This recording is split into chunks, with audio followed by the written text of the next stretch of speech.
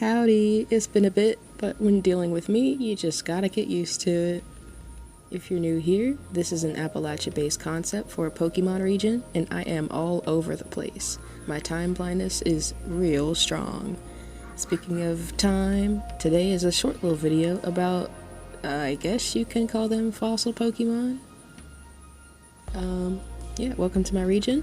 Before we get started, I hope you enjoy the duck sounds in the background. I am currently outside recording this. But yeah, let's get started. So in my region, the take on fossil Pokemon would be artifact Pokemon. So meet Monero, the arrowhead Pokemon with a rock and fighting type, with the abilities Rock Head and Levitate. This Pokemon may not have the best attack, but it makes up for it with its speed and accuracy. It's determined to become a better hunter, but right now it lacks the confidence and seems a bit shy. Many arrowheads of this Pokemon are found, suggesting that they hunted in packs called a quiver. Going to history museums as a kid, there were always an abundance of different arrowheads on display, and so I had to use it for a Pokemon.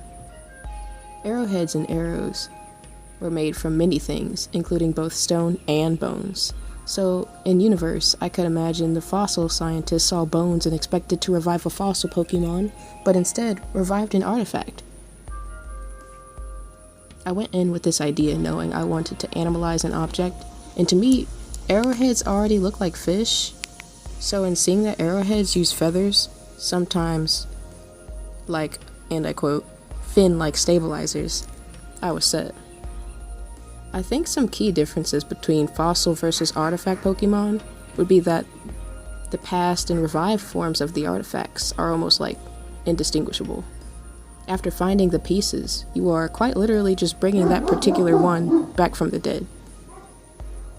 Also, love adding hidden angst, like in the OG Pokemon, because what do you mean this is a pack animal, but you only get to revive one?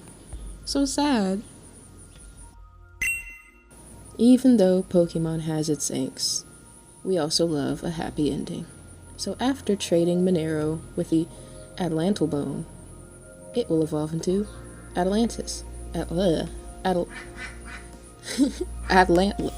Atalantis. I did this to myself by naming it that. We love convoluted methods of evolution.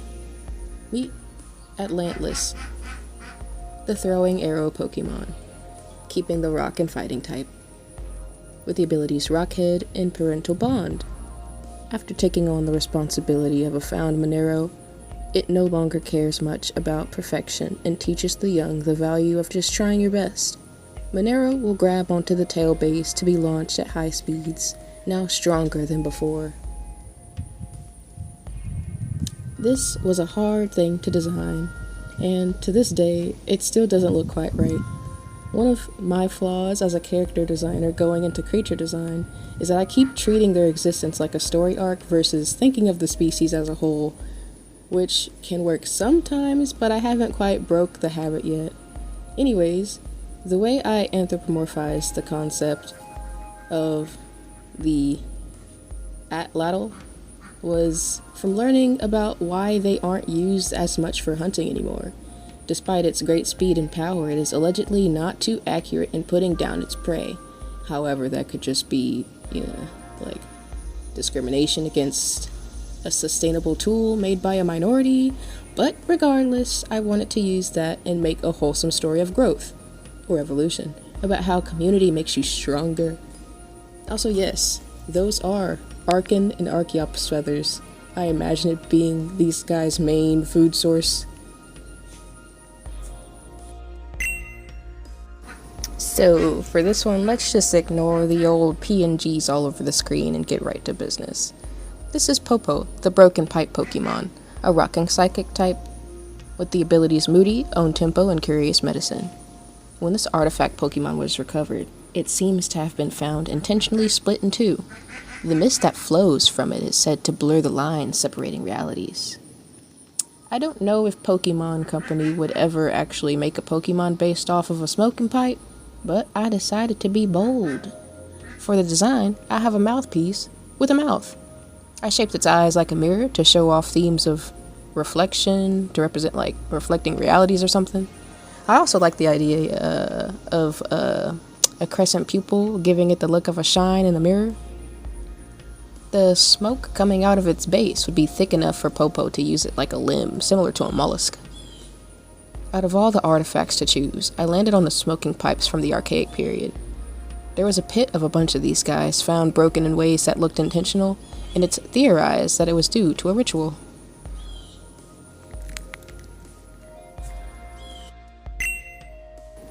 Popo evolves into Hopopo, the seeing pipe Pokemon. With a rock and psychic typing, own tempo, moody, curious medicine, the Pokemon's body, now connected, allows for the mist flowing through it to become thick and strong.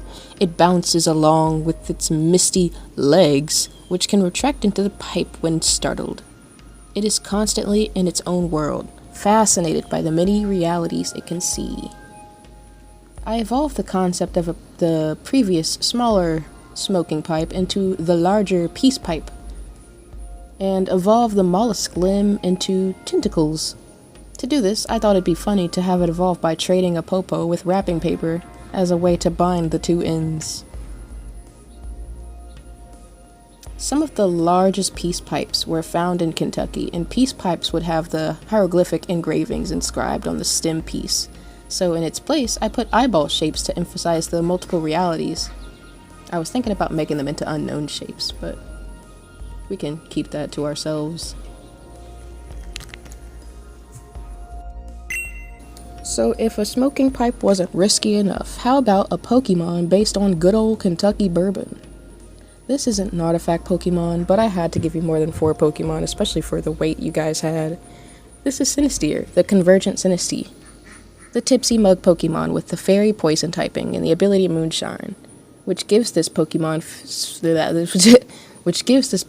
fairy type moves an additional 30% chance to poison or confuse the target. Unlike Sinisteer, this Pokemon actually tastes extremely sweet, but in order to combat being consumed completely, it became toxic. Sinisteer are drawn to high-spirited crowds and like to watch people from inside the discarded mugs that they make their homes. I have seen some takes on the idea of Sinisteer being based on Big Kid Juice, and I tried to make my own because with Kentucky being the bourbon state, it's a must. This little guy sports a foamy pompadour and a tipsy face expression on both the mug and its liquid. I also found the idea of adding freckles that mimic bubbles adorable, and I just had to. Continuing with the sea creature theme, this is also based off of echinoderms.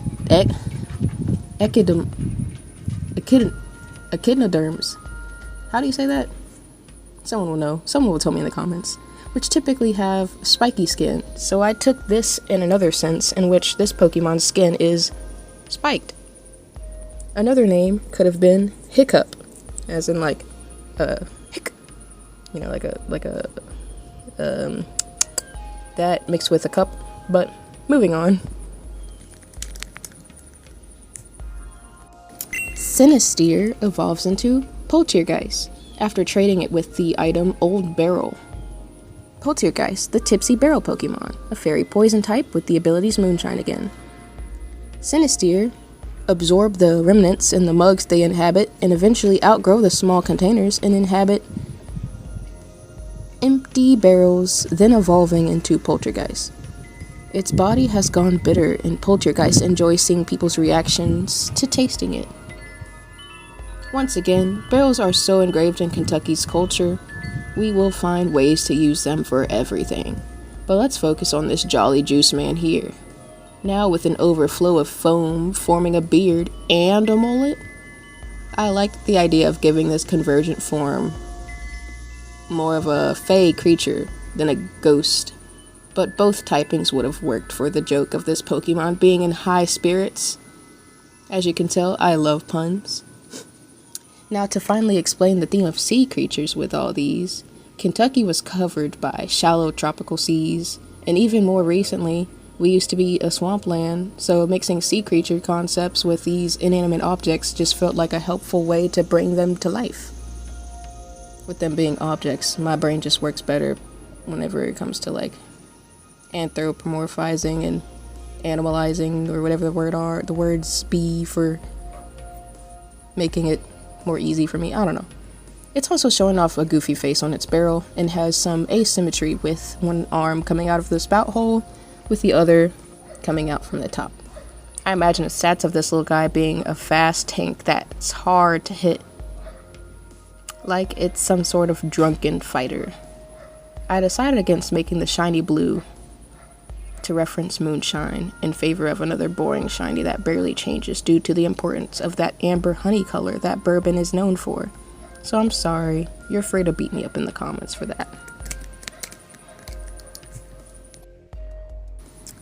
This video was short, despite it taking like the longest to make, and despite all that, I'm still proud I did it. I hope you thought my artifact idea was cool, or different and unique at least. But yeah, check out these gorgeous models of my starters from the amazing Bulby Boy. They were so lovely to work with, and it brings me so much joy seeing my babies come to life. I also got a lot of beautiful art from Art Fight recently. That's another reason why I've been so busy. That and my birthday. But yeah, look forward to some cryptids next time. Bye!